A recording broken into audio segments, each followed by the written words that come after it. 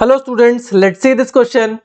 Figures A and B shows refraction of ray in air incident at 60 degree with the normal to a glass air and water air interface respectively. Predict the angle of refraction in glass when the angle of incidence in water is 45 degree with the normal to a water glass interface, which is given in the figure C. So now आपके पास तीन diagram दे रखे हैं। पहले diagram के अंदर इसने कहा है कि एयर और ग्लास का इंटरफेस है जिसके अंदर एंगल ऑफ इंसिडेंस है 60 डिग्री और एंगल ऑफ रिफ्रैक्शन है कितना 35 डिग्री। सेकंड केस के अंदर वाटर और एयर का इंटरफेस है और लाइट ऐसे एयर से आ रही है वाटर में जा रही है, एंगल ऑफ इंसिडेंस कितना 60 एंड एंगल ऑफ रिफ्रैक्शन कितना है 47।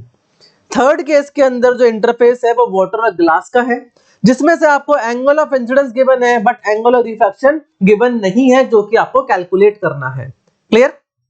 सो अब एंगल ऑफ रिफ्रैक्शन निकालने के लिए मुझे क्या चाहिए होगा, मुझे चाहिए होगा रिफ्रैक्टिव इंडेक्स वाटर का और रिफ्रैक्टिव इंडेक्स इज ग्लास का, तभी जाके मैं यहां पर इसका एंगल ऑफ रिफ्रैक्शन निकाल सकता हूं।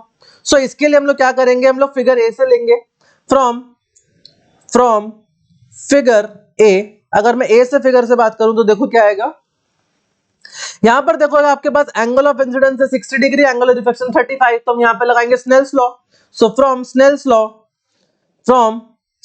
Law so according to Snell's law क्या आ जाएगा यहां पर, लेट्स सपोज वाटर एयर जो है उसका रिफ्रैक्टिव इंडेक्स 1 होता है एंड ग्लास का रिफ्रैक्टिव इंडेक्स मान लेते हैं म्यू जी है, वाटर का रिफ्रैक्टिव इंडेक्स म्यू डब्ल्यू मान लेते हैं, एयर का हो जाता है 1। सो यहां पर आ जाएगा आपके पास 1 into sin 60 and this will be equal to mu g into sin 35। so यहां से आप लिख सकते हो mu g this will be equal to sin 60 divided by sin 35। Clear? तो आपको ग्लास का रिफ्रैक्टिव इंडेक्स मिल जाएगा, यहां से आपको ग्लास का रिफ्रैक्टिव इंडेक्स मिल जाएगा। सो यहां पर देखो क्या आएगा, अगर मैं फिगर बी की बात करूं तो फ्रॉम फिगर बी, अगर बी फिगर से बात करते हो तो देखो यहां पर लगाते हैं स्नेल्स लॉ, तो क्या आएगा, अब यहां पर है वाटर और यहां पर एयर, लाइट कहां से आ रही है, एयर से आ रही है, तो दैट मींस यहां आ जाएगा 1 into sin 60 this will be equal to mu water into sin 47। So that means जो रिफ्रैक्टिव इंडेक्स है वाटर का वो बन जाएगा कितना, that is sin 60 divided by sin 47। Clear? So आपके पास वाटर का रिफ्रैक्टिव इंडेक्स मिल गया और आपको ग्लास का भी रिफ्रैक्टिव इंडेक्स मिल गया। अब चाहिए हमें, अगर मैं स्नेल्स लॉ को सी फिगर के अंदर लगाता हूं तो मेरे को क्या मिल जाएगा, मेरे को एंगल ऑफ रिफ्रैक्शन मिल जाएगा। क्लियर? सो अगर मैं सी फिगर के अंदर लगाता हूं तो देखो क्या मिलेगा।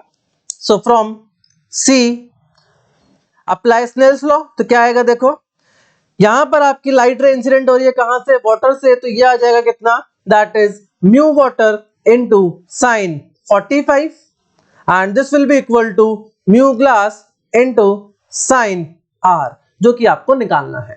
क्लियर? नाउ वाटर का रिफ्रैक्टिव इंडेक्स ये रहा, that is sin 60 by sin 47, तो ये आ जाएगा sin 60 by sin 47 into sin 45 and this will be equal to mu g, कितना है, mu g is sin 60 by sin 35, तो ये आ जाएगा sin 60 by sin 35। Clear? Into sin r। So यहां से हम लोग sin 60 को कैंसिल आउट कर सकते हैं। सो क्या बचेगा, यहां पर आ जाएगा sin 35 divided by sin 47 into sin 45 and this will be equal to sin r। So sin 35 की वैल्यू कितनी होती है, दैट इज 0.5735 अप्रोक्सीमेटली। sin 47 कितना होता है, दिस इज 0.731 इनटू sin 45 ये होता है 0.707 and this is equal to sin r।